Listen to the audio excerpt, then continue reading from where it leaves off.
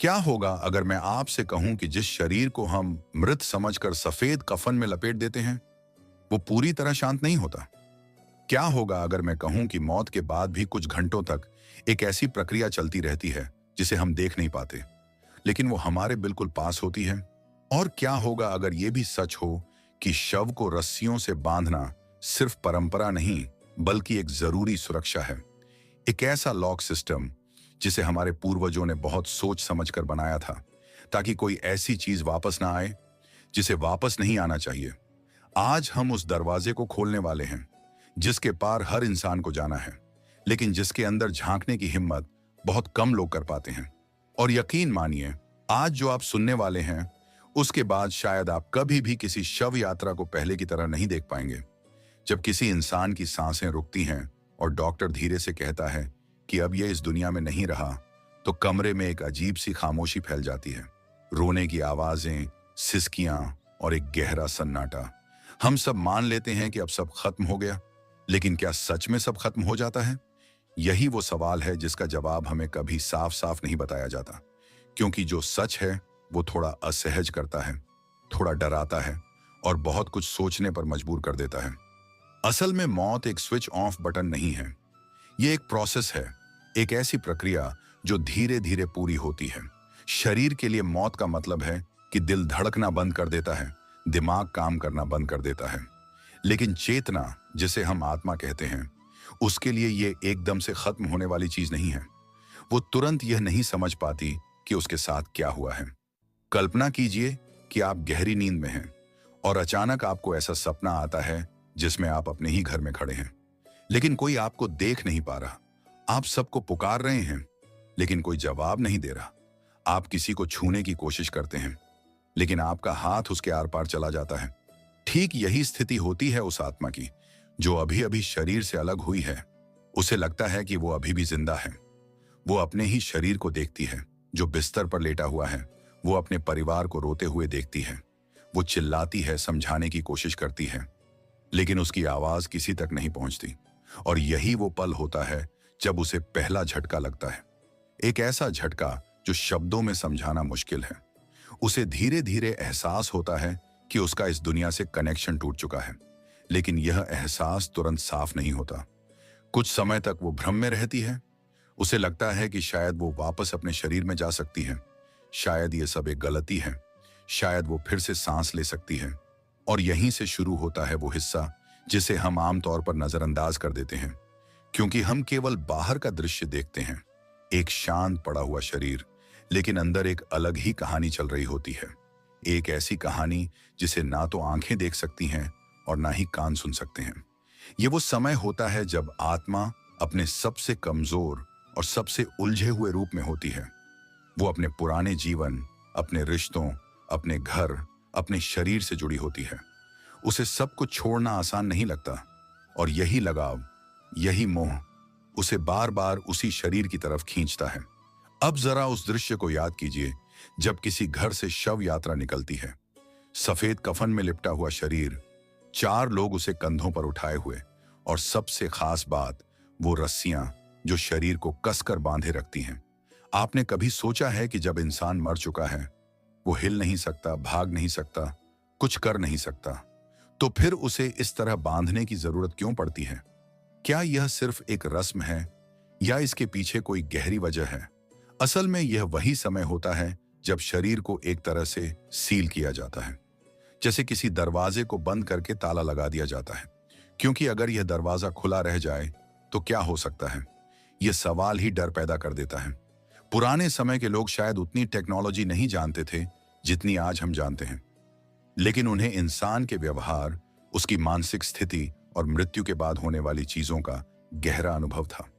उन्होंने देखा था कि मृत्यु के तुरंत बाद का समय सबसे संवेदनशील होता है। इस दौरान आत्मा पूरी तरह स्थिर नहीं होती। वो भटक सकती है, वो वापस लौटने की कोशिश कर सकती है, और इसी संभावना को रोकने के लिए उन्होंने कुछ ऐसे नियम बनाए जो बाहर से देखने पर भले ही साधारण लगते हों, लेकिन उनके पीछे बहुत गहरी सोच छिपी होती है। जब शव को तैयार किया जाता है तो उसे सिर्फ ढका नहीं जाता, बल्कि बहुत व्यवस्थित तरीके से बांधा जाता है। हाथों को सीधा रखा जाता है, पैरों को मिलाकर बांधा जाता है, खासकर पैरों के अंगूठों को।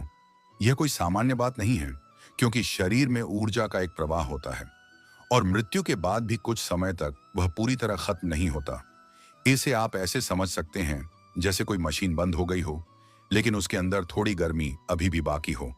अगर उस ऊर्जा को सही तरीके से नियंत्रित ना किया जाए तो वह अनियंत्रित तरीके से प्रतिक्रिया कर सकती है। इसीलिए अंगूठों को बांधना एक तरह का अंतिम नियंत्रण है। यह एक संकेत है कि अब यह शरीर पूरी तरह निष्क्रिय है, अब इसमें कोई वापसी नहीं होगी। यह एक सीमा खींच देता है, एक ऐसी सीमा जिसे पार नहीं किया जा सकता। लेकिन यह बात यहीं खत्म नहीं होती, क्योंकि खतरा सिर्फ उस आत्मा से नहीं होता जो उस शरीर में रहती थी, बल्कि उससे भी होता है जो उस शरीर में कभी नहीं थी। यह सुनने में थोड़ा अजीब लग सकता है, लेकिन जब कोई जगह खाली होती है तो वह खाली ज्यादा देर तक नहीं रहती। जैसे एक खाली घर अगर लंबे समय तक खाली छोड़ दिया जाए तो धीरे धीरे उसमें कोई और आकर रहने लगता है, चाहे वो इंसान हो या कोई और चीज। ठीक यही सिद्धांत यहां भी लागू होता है। एक मृत शरीर एक खाली खोल की तरह होता है, उसका असली मालिक जा चुका होता है, लेकिन वह संरचना अभी भी मौजूद होती है और यही चीज उसे एक लक्ष्य बना देती है। हमारे आसपास बहुत कुछ ऐसा है जिसे हम देख नहीं सकते, लेकिन इसका मतलब यह नहीं कि वो मौजूद नहीं है। कई बार कुछ ऐसी घटनाएं होती हैं जिनका कोई सीधा जवाब नहीं होता। अचानक किसी चीज का हिलना, अजीब आवाजें या फिर ऐसे अनुभव जिन्हें समझाना मुश्किल होता है। इन सबको हम नजरअंदाज कर देते हैं या फिर कोई सामान्य कारण मान लेते हैं, लेकिन पुराने समय के लोग इन चीजों को अलग नजर से देखते थे। उनके लिए यह सब संकेत थे, ऐसे संकेत जो बताते थे कि इस दुनिया के अलावा भी कुछ और है। इसीलिए जब कोई शरीर मृत होता था तो उसे खुला नहीं छोड़ा जाता था, उसे सुरक्षित किया जाता था, रस्सियों से बांधा जाता था ताकि वह स्थिर रहे, ताकि कोई भी अनचाही हरकत ना हो, और सबसे जरूरी बात, ताकि वह एक सीमित अवस्था में रहे। क्योंकि जब तक अंतिम संस्कार नहीं हो जाता तब तक वह शरीर एक तरह से बीच की स्थिति में होता है, ना पूरी तरह इस दुनिया का और ना पूरी तरह उससे बाहर। और यही वो समय होता है जब सबसे ज्यादा सावधानी बरती जाती है, क्योंकि अगर इस दौरान कुछ भी असामान्य होता है तो उसका असर सिर्फ उस शरीर तक सीमित नहीं रहता, बल्कि आसपास के लोगों पर भी पड़ सकता है। इसीलिए हर छोटी बड़ी चीज का ध्यान रखा जाता है, हर नियम का पालन किया जाता है, ताकि सब कुछ ठीक से हो सके और कोई भी अनजानी चीज उस प्रक्रिया में हस्तक्षेप ना कर सके। यही कारण है कि शव को बांधना सिर्फ एक परंपरा नहीं है, बल्कि एक जरूरी कदम है। एक ऐसा कदम जो हमें दिखता तो साधारण है, लेकिन उसके पीछे एक गहरी समझ छिपी होती है। और शायद यही वजह है कि सदियों से यह परंपरा बिना किसी बदलाव के चली आ रही है, क्योंकि कुछ चीजें समय के साथ बदलती नहीं, बल्कि और ज्यादा महत्वपूर्ण हो जाती हैं। अब जब हम उस शुरुआती रहस्य को समझ चुके हैं कि मृत्यु के तुरंत बाद का समय कितना संवेदनशील होता है, तो कहानी और गहरी होने लगती है। क्योंकि जो हमने अभी तक जाना वो सिर्फ सतह है, असली परतें अभी खुलनी बाकी हैं। और इन्हीं परतों में छिपा है वो कारण जिसकी वजह से शव को सिर्फ ढका नहीं जाता, बल्कि कसकर बांधा जाता है, जैसे किसी बहुत जरूरी चीज को सुरक्षित किया जा रहा हो। जरा उस दृश्य को फिर से याद कीजिए। घर के आंगन में या कमरे के बीचों बीच सफेद कफन में लिपटा हुआ शरीर रखा है। चारों तरफ लोग बैठे हैं, कुछ रो रहे हैं, कुछ खामोश हैं। लेकिन अगर आप ध्यान से देखेंगे तो एक और चीज साफ नजर आएगी। शरीर बिल्कुल सीधा रखा गया है, हाथ एक निश्चित स्थिति में है और पैरों के अंगूठे आपस में बंधे हुए हैं। यह सब यूं ही नहीं होता, हर एक चीज का एक कारण है, और यह कारण सिर्फ परंपरा नहीं, बल्कि अनुभव, अवलोकन और गहरी समझ का परिणाम है। हम अक्सर सोचते हैं कि मृत्यु के बाद शरीर पूरी तरह निष्क्रिय हो जाता है, उसमें कोई हरकत नहीं होती, लेकिन यह पूरी तरह सच नहीं है, क्योंकि शरीर के अंदर जो प्रक्रियाएं चलती हैं वो एकदम से बंद नहीं होती, बल्कि धीरे धीरे खत्म होती हैं। जैसे किसी मशीन को बंद करने के बाद भी उसके कुछ हिस्से कुछ समय तक चलते रहते हैं, ठीक उसी तरह मृत्यु के बाद भी शरीर के अंदर कई बायोलॉजिकल और केमिकल रिएक्शन चलते रहते हैं।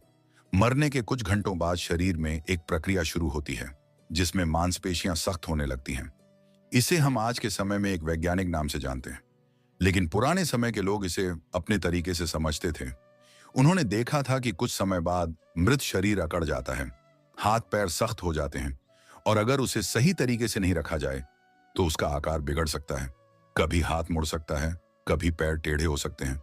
और अगर शरीर को उठाकर ले जाया जा रहा हो तो यह स्थिति और भी असहज हो सकती है। अब सोचिए, पुराने समय में ना तो एम्बुलेंस थी, ना ही कोई आधुनिक साधन। लोग शव को अपने कंधों पर उठाकर दूर दूर तक ले जाते थे। रास्ते कच्चे होते थे, ऊबड़ खाबड़ होते थे। ऐसे में अगर शरीर को सही तरीके से स्थिर ना किया जाए तो वह हिल सकता है, झटका लग सकता है और कभी कभी तो गिर भी सकता है। यह न सिर्फ देखने वालों के लिए भयावह होता, बल्कि उस मृत व्यक्ति के सम्मान के खिलाफ भी होता। इसीलिए शरीर को इस तरह बांधा जाता है कि वह एक स्थिर अवस्था में रहे, कोई अनावश्यक हरकत ना हो और उसे सम्मानपूर्वक अंतिम स्थान तक पहुंचाया जा सके। लेकिन यह तो सिर्फ एक पहलू है, एक व्यावहारिक कारण। असली कहानी इससे कहीं ज्यादा गहरी है। अब जरा उस चीज के बारे में सोचिए जो हमने पहले छेड़ी थी, कि शरीर पूरी तरह खाली नहीं होता। उसमें कुछ समय तक ऊर्जा के अंश बने रहते हैं। इसे आप ऐसे समझ सकते हैं कि जब कोई घर खाली होता है तो उसकी दीवारों में, उसकी हवा में उस व्यक्ति की उपस्थिति का असर कुछ समय तक बना रहता है। ठीक वैसे ही शरीर में भी एक तरह की शेष ऊर्जा होती है जो तुरंत खत्म नहीं होती। और यही वह जगह है जहां से पुराने ज्ञान और आधुनिक सोच के बीच एक दिलचस्प संबंध बनता है। क्योंकि जहां विज्ञान इसे केमिकल और बायोलॉजिकल प्रक्रियाओं के रूप में देखता है, वहीं पारंपरिक दृष्टिकोण इसे ऊर्जा के प्रवाह और उसके अवशेष के रूप में समझता है।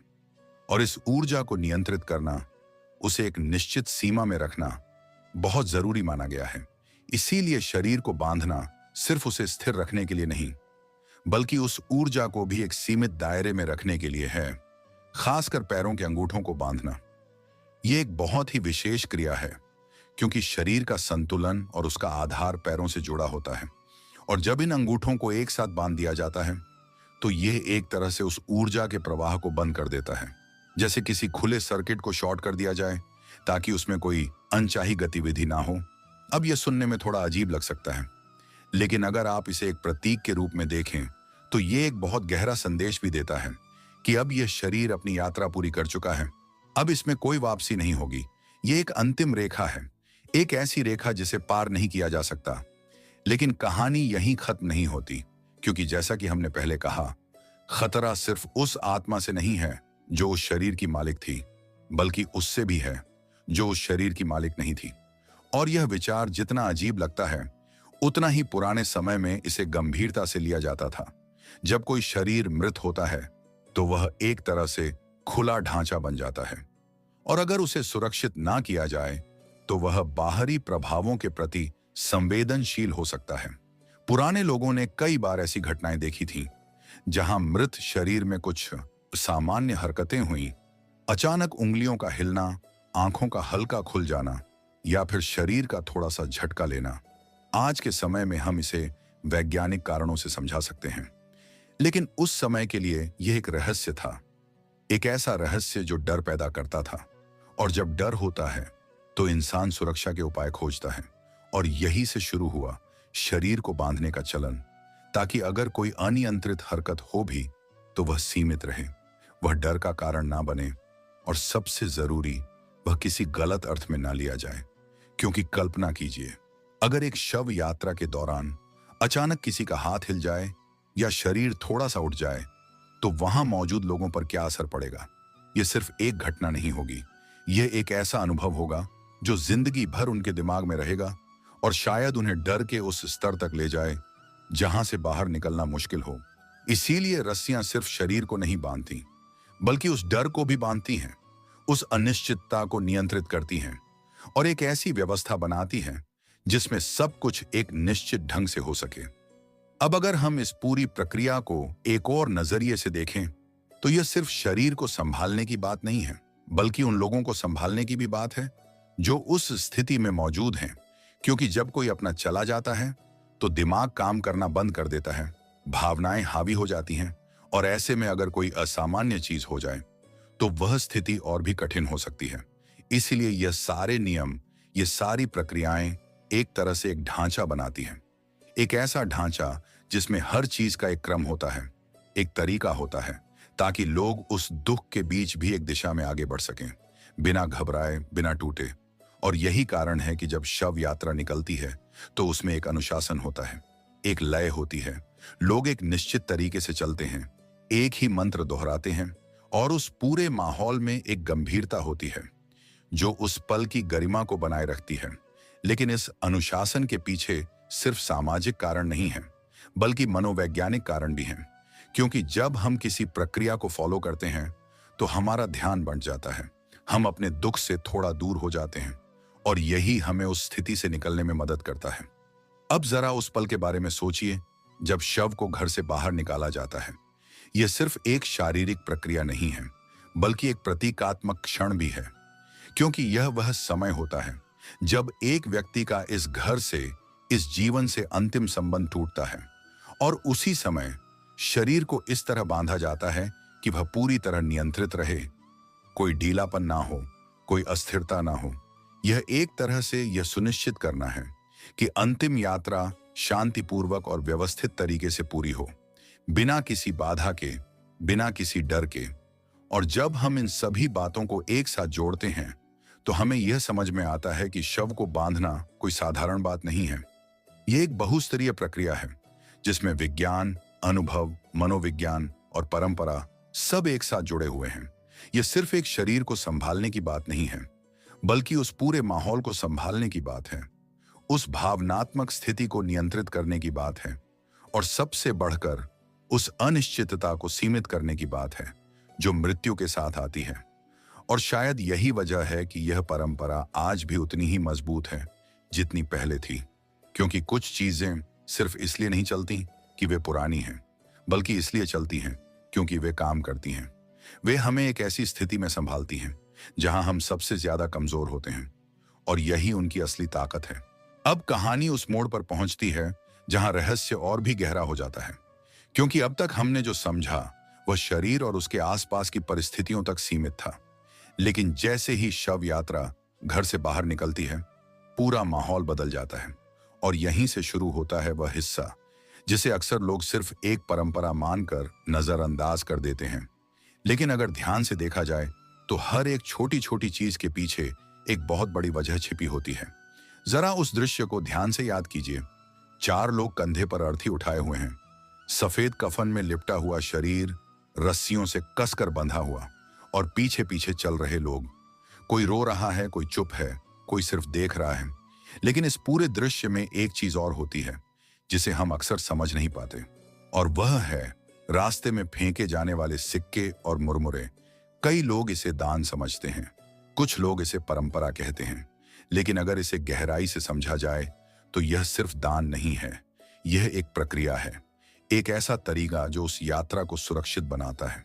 जब कोई शव घर से निकलता है तो वह सिर्फ एक शरीर नहीं होता, वह एक संक्रमण की अवस्था में होता है, एक ऐसी स्थिति जिसमें वह ना पूरी तरह इस दुनिया का होता है और ना पूरी तरह उससे अलग। और यही कारण है कि इस दौरान उसे बहुत सावधानी से ले जाया जाता है, क्योंकि इस समय को सबसे संवेदनशील माना जाता है, और इसी समय पर कई ऐसी चीजें हो सकती हैं जिन्हें हम समझ नहीं पाते। पुराने समय के लोगों ने यह देखा था कि जब शव यात्रा निकलती है तो माहौल अचानक भारी हो जाता है। हवा में एक अजीब सी घनत्व महसूस होता है, लोग असहज महसूस करते हैं, और कई बार तो ऐसा भी होता है कि बिना किसी कारण के डर सा लगने लगता है। यह सब सिर्फ भावनाओं का असर नहीं होता, बल्कि यह उस स्थिति का परिणाम होता है जिसमें शरीर और चेतना दोनों एक बीच की अवस्था में होते हैं। इसीलिए रास्ते में सिक्के और मुरमुरे फेंकने की परंपरा शुरू हुई। इसे आप एक तरह का डायवर्जन समझ सकते हैं, यानी ध्यान भटकाने का तरीका, ताकि जो भी अदृश्य प्रभाव उस शरीर की ओर आकर्षित हो रहे हों, उनका ध्यान बढ़ जाए, वे उन चीजों की ओर मुड़ जाएं, और शव को बिना किसी रुकावट के श्मशान तक पहुंचने दिया जाए। यह सुनने में भले ही थोड़ा अलग लगे, लेकिन अगर इसे प्रतीकात्मक रूप से देखें तो यह एक बहुत गहरी सोच को दर्शाता है कि किसी भी संवेदनशील स्थिति में हमें सिर्फ दिखने वाली चीजों पर ही नहीं, बल्कि अदृश्य संभावनाओं पर भी ध्यान देना चाहिए। अब जरा एक और बात पर गौर कीजिए। शव यात्रा के दौरान बार बार एक ही वाक्य दोहराया जाता है, राम नाम सत्य है। यह सिर्फ एक धार्मिक वाक्य नहीं है, बल्कि एक मानसिक प्रक्रिया है, एक ऐसा तरीका जो वहां मौजूद हर व्यक्ति को यह याद दिलाता है कि जीवन अस्थायी है और मृत्यु एक सच्चाई है। इसे बार बार दोहराने से दिमाग उस सच्चाई को धीरे धीरे स्वीकार करने लगता है, और यही स्वीकृति उस दुख को थोड़ा हल्का करती है। लेकिन इस पूरी यात्रा में एक और नियम होता है जो बहुत महत्वपूर्ण माना जाता है, और वह है पीछे मुड़कर नहीं देखना। आपने कई बार सुना होगा कि शव यात्रा में पीछे नहीं देखना चाहिए, लेकिन क्या आपने कभी सोचा है कि ऐसा क्यों कहा जाता है? अगर इसे सिर्फ अंधविश्वास मानकर छोड़ दिया जाए तो हम उस गहराई को समझ नहीं पाएंगे जो इसके पीछे छिपी है। असल में यह नियम सिर्फ बाहरी क्रिया से जुड़ा नहीं है, बल्कि यह हमारे मन से जुड़ा हुआ है। जब हम किसी चीज को पीछे मुड़कर देखते हैं तो हम उससे जुड़े रहते हैं, हम उसे छोड़ नहीं पाते। और यही बात यहां भी लागू होती है। जब शव यात्रा आगे बढ़ रही होती है तो वह सिर्फ शरीर की यात्रा नहीं होती, बल्कि एक संबंध के अंत की यात्रा भी होती है। और अगर हम बार बार पीछे मुड़कर देखते हैं तो हम उस संबंध को छोड़ नहीं पाते, हम उस पल में अटक जाते हैं। इसलिए यह कहा जाता है कि पीछे मत देखो, क्योंकि अब जो था वह पीछे रह गया है और जो आगे है वह एक नई दिशा है। यह सिर्फ आत्मा के लिए नहीं, बल्कि उन लोगों के लिए भी जरूरी है जो उस व्यक्ति से जुड़े थे, ताकि वे धीरे धीरे उस सच्चाई को स्वीकार कर सकें और आगे बढ़ सकें। अब जैसे जैसे शव यात्रा अपने अंतिम स्थान के करीब पहुंचती है, माहौल और भी गंभीर हो जाता है। श्मशान का क्षेत्र, जहां हर तरफ सन्नाटा होता है, लकड़ियों की गंध और एक अलग ही ऊर्जा, यह वह जगह है जहां हर व्यक्ति को एक न एक दिन आना है। लेकिन जब हम वहां किसी अपने को लेकर जाते हैं तो वह अनुभव बिल्कुल अलग होता है। जैसे ही शव को चिता पर रखा जाता है, एक बहुत महत्वपूर्ण काम किया जाता है जो शायद आपने ध्यान से देखा हो या शायद कभी सोचा भी ना हो, और वह है रस्सियों को खोलना। वही रस्सियां जिन्होंने पूरे रास्ते शरीर को कसकर बांधे रखा, अब उन्हें धीरे धीरे खोल दिया जाता है। एक एक गांठ खोली जाती है और शरीर को पूरी तरह मुक्त कर दिया जाता है। अब सवाल यह उठता है कि अगर बांधना इतना जरूरी था तो अब खोलना क्यों जरूरी है? इसका जवाब इस पूरी प्रक्रिया का सबसे महत्वपूर्ण हिस्सा है, क्योंकि अब तक शरीर को सुरक्षित रखना जरूरी था, लेकिन अब उसे मुक्त करना जरूरी है। यह वह क्षण होता है जब शरीर को उसके अंतिम रूप में स्वीकार किया जाता है। अब वह सिर्फ एक भौतिक संरचना है जिसे 5 तत्वों में विलीन होना है, और इस प्रक्रिया में किसी भी तरह का बंधन नहीं होना चाहिए, क्योंकि बंधन सिर्फ शरीर को नहीं बल्कि उस विचार को भी दर्शाता है जो उसे पकड़ कर रखना चाहता है। इसीलिए जब रस्सियां खोली जाती हैं तो वह सिर्फ एक क्रिया नहीं होती, बल्कि एक संदेश होता है कि अब सब कुछ छोड़ देना है। अब कोई पकड़ नहीं, कोई नियंत्रण नहीं, अब सब कुछ प्रकृति को सौंप देना है। और जैसे ही यह होता है, अग्नि को समर्पण की प्रक्रिया शुरू होती है। धीरे धीरे लकड़ियां जलती हैं, आग फैलती है, और वह शरीर जो कुछ समय पहले तक एक पहचान था, एक व्यक्ति था, अब धीरे धीरे तत्वों में बदलने लगता है। यह दृश्य जितना साधारण लगता है उतना ही गहरा है, क्योंकि यह हमें एक ऐसी सच्चाई से रूबरू कराता है जिसे हम अक्सर भूल जाते हैं, कि जो कुछ भी हम अपने जीवन में जोड़ते हैं वह सब अस्थायी है और एक दिन सब कुछ यहीं रह जाना है। लेकिन इस पूरे दृश्य में एक और प्रक्रिया होती है जो बहुत कम लोग समझ पाते हैं, और वह है कपाल क्रिया। यह वह क्षण होता है जब जलती हुई चिता के बीच एक व्यक्ति बांस की लकड़ी से खोपड़ी पर प्रहार करता है। यह देखने में कठोर लगता है, लेकिन इसके पीछे भी एक गहरा कारण है। अगर इसे वैज्ञानिक दृष्टिकोण से देखें तो जब शरीर जलता है तो अंदर गैस और दबाव बनता है, और खोपड़ी के अंदर यह दबाव बहुत अधिक हो सकता है। अगर इसे बाहर निकलने का रास्ता ना मिले तो वह अचानक फट सकता है, जो खतरनाक हो सकता है। इसलिए कपाल क्रिया एक तरह का सेफ्टी मैकेनिज्म है जो उस दबाव को नियंत्रित करता है। लेकिन अगर इसे प्रतीकात्मक रूप से देखें तो यह और भी गहरी बात कहता है। यह उस अंतिम बंधन को तोड़ने का संकेत है जो व्यक्ति की पहचान से जुड़ा होता है, क्योंकि सिर, हमारा चेहरा, हमारी पहचान का सबसे बड़ा हिस्सा होता है, और जब उसे भी तोड़ दिया जाता है तो यह एक तरह से यह दर्शाता है कि अब कोई पहचान नहीं बची, अब सब कुछ समाप्त हो चुका है। यह एक कठिन क्षण होता है, लेकिन यह जरूरी होता है, क्योंकि यही वह बिंदु है जहां से पूरी प्रक्रिया पूरी होती है और एक नई यात्रा शुरू होती है। जब चिता पूरी तरह जल जाती है और सब कुछ राख में बदल जाता है, तब लोग धीरे धीरे वहां से लौटते हैं, लेकिन जो अनुभव उन्होंने किया होता है वह उनके अंदर रह जाता है, एक गहरी छाप की तरह जो उन्हें जीवन की सच्चाई से जोड़ती है। और शायद यही इस पूरी प्रक्रिया का सबसे बड़ा उद्देश्य है कि हम सिर्फ मृत्यु को ना देखें, बल्कि जीवन को समझें कि जो समय हमारे पास है वह सीमित है और उसे कैसे जीना है यह हमारे हाथ में है। अब जब चिता की आग धीरे धीरे शांत होने लगती है, लकड़ियां उन राख में बदलने लगती हैं और वह शरीर जिसे कुछ घंटों पहले तक लोग अपने कंधों पर लेकर आए थे, अब पहचान से परे हो चुका होता है। तब कहानी एक नए मोड़ पर पहुंचती है। एक ऐसा मोड़ जिसे अक्सर लोग अंत समझ लेते हैं, लेकिन असल में यही वह जगह है जहां से एक और यात्रा शुरू होती है। एक ऐसी यात्रा जिसे ना आंखें देख सकती हैं, ना कोई मशीन माप सकती है, लेकिन जिसे महसूस किया जा सकता है अगर हम थोड़ी देर के लिए अपने तर्क को शांत करके उस अनुभव को समझने की कोशिश करें। जब लोग श्मशान से लौटते हैं तो एक अजीब सा खालीपन उनके साथ घर आता है। घर वही होता है, दीवारें वही होती हैं, चीजें भी वही होती हैं, लेकिन फिर भी सब कुछ बदल चुका होता है, क्योंकि जो व्यक्ति उस घर की आत्मा था वह अब वहां नहीं है। और यही वह समय होता है जब असली परीक्षा शुरू होती है, सिर्फ उस आत्मा की नहीं बल्कि उन लोगों की भी जो उसे पीछे छोड़कर आए हैं। पुराने समय से यह माना जाता है कि चिता के बुझ जाने के बाद भी सब कुछ खत्म नहीं होता, बल्कि उस क्षण के बाद आत्मा एक नई अवस्था में प्रवेश करती है। एक ऐसी अवस्था जिसमें उसके पास कोई स्थूल शरीर नहीं होता। वह ना तो पहले की तरह बोल सकती है, ना ही किसी को छू सकती है, लेकिन उसकी चेतना, उसकी अनुभूति अभी भी सक्रिय होती है। और यही वह स्थिति है जिसे समझना सबसे कठिन होता है, क्योंकि यह ना पूरी तरह भौतिक है और ना ही पूरी तरह आध्यात्मिक। यह एक बीच की दुनिया है, एक संक्रमण काल जिसमें सब कुछ धीरे धीरे बदलता है। कहा जाता है कि इस अवस्था में आत्मा को अपने आसपास सब कुछ महसूस होता है। वह अपने घर को याद करती है, अपने लोगों को याद करती है, और कई बार वह उसी जगह के आसपास बनी रहती है जहां उसका शरीर अंतिम बार रखा गया था या जहां उसका अंतिम संस्कार हुआ था। यह कोई डराने वाली बात नहीं है, बल्कि यह उस स्वाभाविक लगाव का परिणाम है जो हर इंसान अपने जीवन में बनाता है। हम जिन चीजों से, जिन लोगों से जुड़ते हैं, उनसे एकदम से अलग होना आसान नहीं होता, और यही कारण है कि यह समय बहुत संवेदनशील माना जाता है। इसीलिए मृत्यु के बाद के पहले कुछ दिनों को बहुत महत्वपूर्ण माना गया है, क्योंकि यह वह समय होता है जब आत्मा धीरे धीरे अपने पुराने जीवन से दूरी बनाना सीखती है।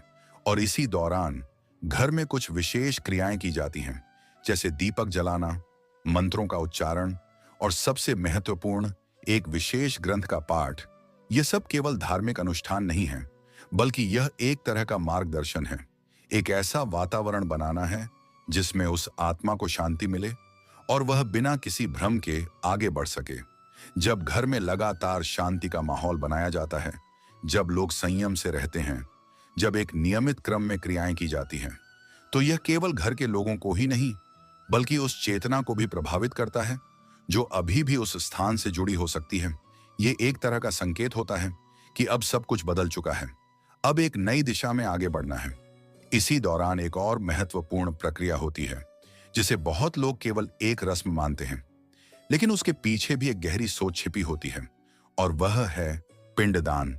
चावल और जौ से बने छोटे छोटे गोले जिन्हें प्रतिदिन अर्पित किया जाता है। यह देखने में साधारण लगता है, लेकिन इसका प्रतीकात्मक अर्थ बहुत गहरा है। यह केवल भोजन नहीं है, बल्कि यह एक रचना है, एक ऐसी प्रक्रिया जिसमें धीरे धीरे एक नई संरचना तैयार की जाती है। कहा जाता है कि इन दिनों में आत्मा को एक सूक्ष्म रूप मिलता है, एक ऐसा रूप जो दिखाई नहीं देता, लेकिन जो उसे आगे की यात्रा के लिए सक्षम बनाता है। और इस प्रक्रिया में हर दिन का एक अलग महत्व होता है। जैसे जैसे दिन बीतते हैं, वह रूप पूर्ण होता जाता है। यह एक तरह से उस आत्मा को एक नई पहचान देना है, ताकि वह अपने अगले पड़ाव के लिए तैयार हो सके। अब अगर इसे एक अलग नजरिए से देखें, तो यह केवल आत्मा की यात्रा नहीं है, बल्कि यह उन लोगों की भी यात्रा है जो पीछे रह गए हैं, क्योंकि इन 10 से 13 दिनों के दौरान वे भी धीरे धीरे उस सच्चाई को स्वीकार करना सीखते हैं। वे उस व्यक्ति की अनुपस्थिति के साथ जीना सीखते हैं। और यही इस पूरी प्रक्रिया का एक बहुत बड़ा उद्देश्य है, क्योंकि जब कोई अचानक चला जाता है तो दिमाग उसे स्वीकार नहीं कर पाता। वह बार बार उसी जगह अटक जाता है। लेकिन जब हर दिन एक निश्चित क्रिया होती है, जब हर दिन कुछ किया जाता है, तो दिमाग को एक दिशा मिलती है, एक क्रम मिलता है, और यही क्रम उसे उस स्थिति से बाहर निकालने में मदद करता है। और फिर आता है वह दिन जिसे हम 13वीं कहते हैं, यह सिर्फ एक तारीख नहीं है, बल्कि एक परिवर्तन का संकेत है। एक ऐसा क्षण जब माना जाता है कि वह आत्मा अब अपने पुराने बंधनों से मुक्त हो चुकी है, उसने अपने नए रूप को स्वीकार कर लिया है और अब वह आगे बढ़ने के लिए तैयार है। इस दिन घर का माहौल भी बदलता है। जो भारीपन पिछले कई दिनों से था, वह धीरे धीरे हल्का होने लगता है। लोग सामान्य जीवन की ओर लौटने लगते हैं और एक तरह से यह स्वीकार कर लेते हैं कि अब जो था वह अतीत का हिस्सा बन चुका है और जो आगे है वह एक नई शुरुआत है। लेकिन इस पूरी प्रक्रिया में एक बहुत गहरी बात छिपी है, जिसे हम अक्सर नजरअंदाज कर देते हैं, और वह यह है कि यह सब केवल उस व्यक्ति के लिए नहीं है जो चला गया, बल्कि उन लोगों के लिए भी है जो अभी जीवित हैं, क्योंकि मृत्यु केवल एक व्यक्ति को नहीं बदलती, वह पूरे परिवार, पूरे वातावरण को बदल देती है। इसलिए यह सारे नियम, ये सारी परंपराएं, ये सारी क्रियाएं केवल एक धार्मिक ढांचा नहीं है, बल्कि यह एक मनोवैज्ञानिक सहारा है। एक ऐसा सिस्टम है जो हमें उस सबसे कठिन समय में संभालता है, जब हम सबसे ज्यादा कमजोर होते हैं। यह हमें एक रास्ता दिखाता है, एक तरीका सिखाता है कि कैसे हम उस दर्द के साथ जी सकते हैं और धीरे धीरे उससे बाहर आ सकते हैं। और जब हम इस पूरी कहानी को एक साथ देखते हैं, तो हमें यह समझ में आता है कि शव को बांधने से लेकर चिता तक और फिर 13वीं तक, हर एक कदम का एक उद्देश्य है, हर एक क्रिया एक कड़ी है जो इस पूरी प्रक्रिया को जोड़ती है। यह कोई बेतरतीब घटनाएं नहीं है, बल्कि एक व्यवस्थित यात्रा है जो हमें जीवन और मृत्यु दोनों को समझने का अवसर देती है। और शायद यही इस पूरी बात का सबसे बड़ा सार है कि जीवन केवल जीने के लिए नहीं है, बल्कि समझने के लिए है। यह समझने के लिए कि हर चीज अस्थायी है, हर रिश्ता, हर भावना, हर अनुभव। और जब हम इस सच्चाई को स्वीकार कर लेते हैं, तो हम जीवन को एक अलग नजर से देखना शुरू करते हैं। हम छोटी छोटी बातों पर परेशान होना छोड़ देते हैं। हम उन चीजों को महत्व देना शुरू करते हैं जो सच में मायने रखती हैं। और सबसे जरूरी, हम यह समझ जाते हैं कि जो समय हमारे पास है वह सीमित है और उसे कैसे जीना है यह पूरी तरह हमारे हाथ में है। इसलिए जब अगली बार आप किसी शव यात्रा को देखें या इस पूरी प्रक्रिया के बारे में सोचें, तो इसे केवल एक दुखद घटना के रूप में मत देखिए, बल्कि इसे एक सीख के रूप में देखिए। एक ऐसी सीख जो हमें यह याद दिलाती है कि अंत एक दिन सभी का तय है, लेकिन उस अंत तक का सफर वह हमारे हाथ में है, क्योंकि आखिर में हर इंसान उसी रास्ते पर जाएगा, उसी शांति में विलीन होगा। फर्क सिर्फ इतना होगा कि जब वह जाएगा तो उसके पीछे लोग सिर्फ आंसू छोड़ेंगे या फिर एक ऐसी याद जिसे सोचकर चेहरे पर हल्की सी मुस्कान आ जाए। और यही वह चुनाव है जो हमें आज करना है, अभी करना है, क्योंकि समय कभी रुकता नहीं और जीवन हमेशा आगे बढ़ता रहता है।